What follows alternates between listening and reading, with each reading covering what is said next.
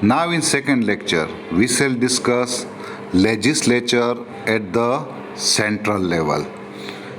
Parliament, Lok Sabha. As we know that Lok Sabha or the lower house, both are the same, which is the most important organ of legislature. The members of the Lok Sabha are representative of the people who are elected through the direct election. There are 545 members of the Lok Sabha. Again, you will have to keep in your mind how many members are there of the lower house or the Lok Sabha. 545.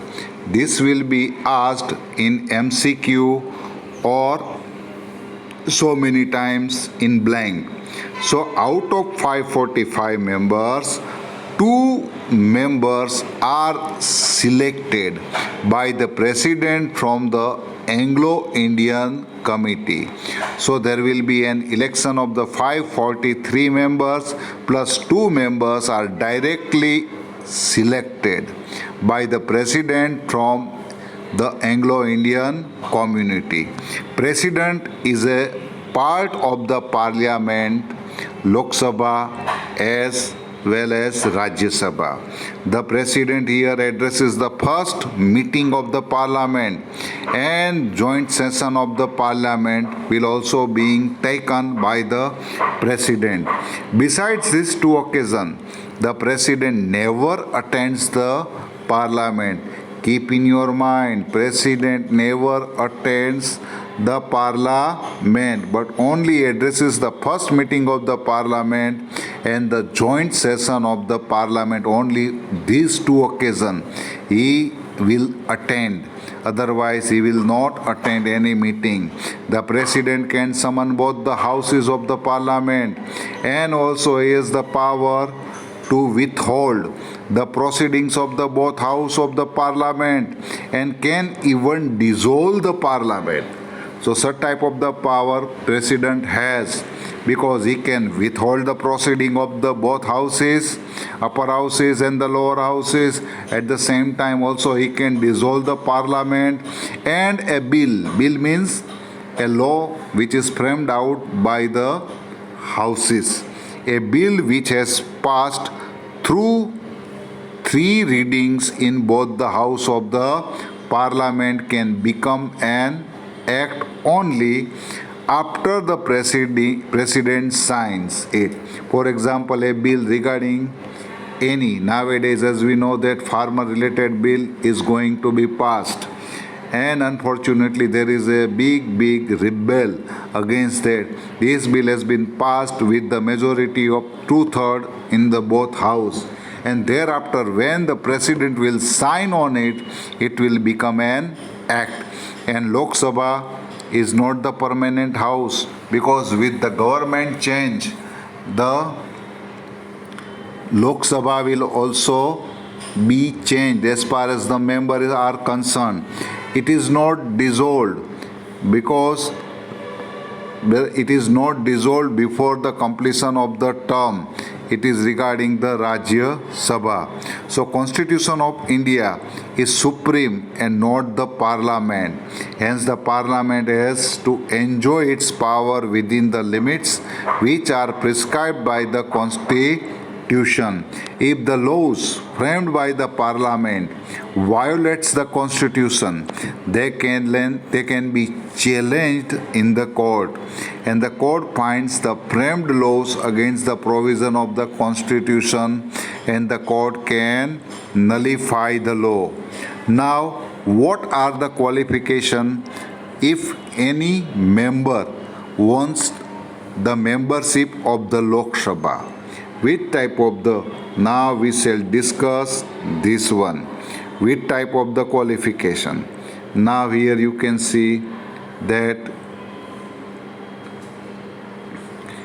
to be qualified as a candidate, first of all, 25 years of the age, and that person must be a citizen of India, and he or she should not be having an unsound or criminal mind.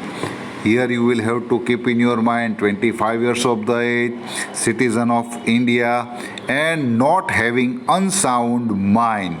He or she should not be an employee of the central or the state government.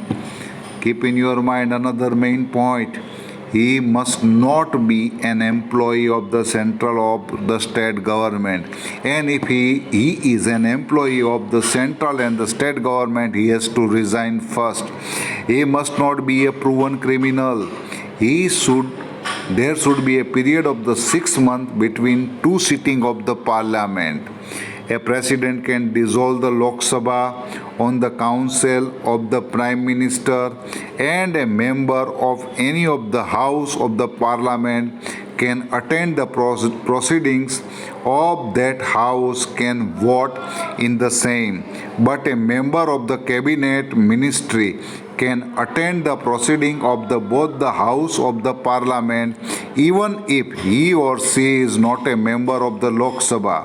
But if he or she is the member of the upper house, then he or she can vote that house only. State of the Gujarat has a representation of the 26 member in Lok Sabha. The term of Lok Sabha is of 5 years, and the president can dissolve it before 5 years tenure if there is any kind of the requirement. But in the case of the national emergency, the term of the Lok Sabha can be extended 1 more year. During the time of the national emergency, this term can be extended 1 more year. If the president dissolve the parliament, it cannot be challenged in the court. Keep in your mind, if the president dissolve the parliament, that cannot be challenged in the court. No one can argue it. Now the quorum. What is the quorum? First of all, a particular member, at least 1/10 part of the member must be present in Lok Sabha for the quorum. Here you can see here, out of 545 member, minimum 55 should be present in the Lok Sabha. And at the same time in the Rajya Sabha, for example in Gujarat, 250 members, 25 should be present here to fill the quorum. So quorum, these members are required. Otherwise, quorum will not be fulfilled. And the next one is the lower house of Rajya Sabha. Now we shall discuss it, lower house of Rajya Sabha. Rajya Sabha is the upper house. Rajya Sabha is the upper house of the parliament, and it is the representative house of all the state and union territories of the India. There are 250 members in the Rajya Sabha. The members of the Rajya Sabha are indirectly elected. These members are not directly elected as the lower house, because in the lower house or Lok Sabha, people or representative are directly elected by the people or by us.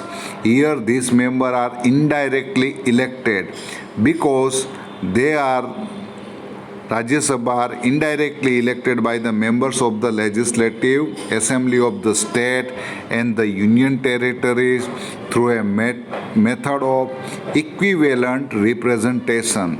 In 238 members of the Rajya Sabha are elected. Keep in your mind, out of 250, 230 will be elected in Rajya Sabha indirectly, but 12 members are nominated by the president. These 12 members are having the special knowledge. They must be an expert regarding either literature, science, arts, culture, sports, social services. For example, Sachin Tendulkar, nowadays representative of sports, Rekha, Jaya Bachchan, and so many are from the film industry, culture, and there are so many such type of the people. Now we can see what are the qualification of Rajya Sabha. What are the qualification of the Rajya Sabha? If you want to become a member of the Rajya Sabha, first of all, a member of the Rajya Sabha must be a citizen of India like the Lok Sabha's requirement. He or she should be 30 years of the age. In Lok Sabha, 25 years. Here the age 5 or more means 30 years of the age.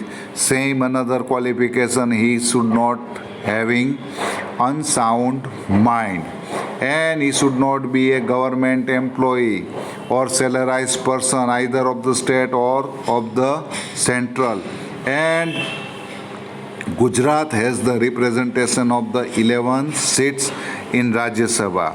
So Rajya Sabha is a permanent house. It cannot be dissolved, but 1/3 member of its member every year they will have to be retired. Okay? Thus, the tenure of the member of the Rajya Sabha is of the 6 years. However, the members are eligible for re-election and renomination. Here we can see generally both the houses of the parliament meet for 3 times a year. The meetings are called session. That is budget session, monsoon session, and winter session. Again, both the houses of the parliament meets for the 3 times in a year, and these meetings are called session. These sessions are the budget session, monsoon session, and winter session. Vice President of India, by virtue of his office, held the office or chairman of Rajya Sabha, whereas the vice chairman of the Rajya Sabha is elected by the member of Rajya Sabha from among themselves only. The first chairman of the Rajya Sabha was Dr. Sarvapalli Radhakrishnan. Keep in your mind.